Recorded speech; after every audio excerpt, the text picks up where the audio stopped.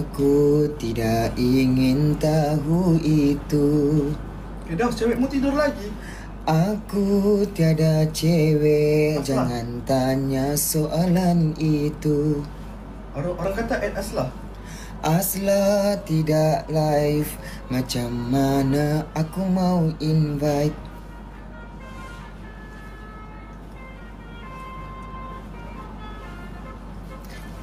Alhamdulillah rezeki Allah Ta'ala bagi pagi hari ini. Makan nasi lemak, ayam goreng, cheese, naan, tanduri dan Alhamdulillah. Kamu tahu kah begini Kur? Kau nampak kah pencaturan Allah Subhanahu Wa Taala? Pagi tadi kan aku lapar. Lepas tu aku bilang, belikanlah sekali untuk dorang Kur, Alif, Aiman, Adam, and you guys semua lah. Jadi kan tiba-tiba tadi Abang Anas masuk. Dia bagi aku, kamu tahu dia bagi aku apa? Spek LV, sling bag Gucci, dompet Gucci, duit 1,000, perfume Chanel, perfume Dior, sama buku panduan solat. Alhamdulillah. Sekarang on the way sini, Alhamdulillah. Nampak tadi dalam live kau masuk. Oh ya kak, kau nampak kak percaturan Allah? Dia macam yang dia bayar cash. Kita buat baik sama orang. Ya, betul, kita buat baik kan sekecil-kecil benda bah. Just makanan berapa ringgit pun kan. Tiba-tiba di Allah macam yang tak boleh imagine. Like, ya Allah Tuanku. Ipan live kah? Ya.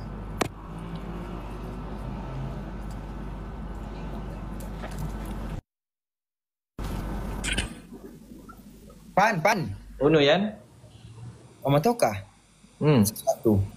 Apa? Kenal Abang Anas? Apa? Kenal Abang Anas? Kenal. Tadi kan kau ingat kah? Tema kode makanan tu kan aku orderkan untuk dorang semua. Ya, terus? Allah bayar cash. Abang dah bagi kau gift? Bukan. Abang Anas, dia naik kotakku. Okay. Kamu tahu dia bagi aku apa? Apa?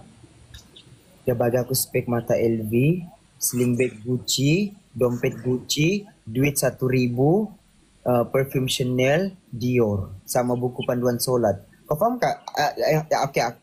Apa yang aku cuba sampaikan Aku suka yang akhir tu. Buku panduan solat, betul? Sebenarnya Ipan, aku cakap ni bukannya aku mau bagi tahu kau pasal apa yang aku dibagi. Cuma aku mau kau fikir, tengok aku kan buat sekecil-kecil benda yang boleh makan untuk kawan-kawan je pun. Betul. Tapi aku bayar cash. Faham kah? Syukur Alhamdulillah rezeki kau dah. Aku macam yang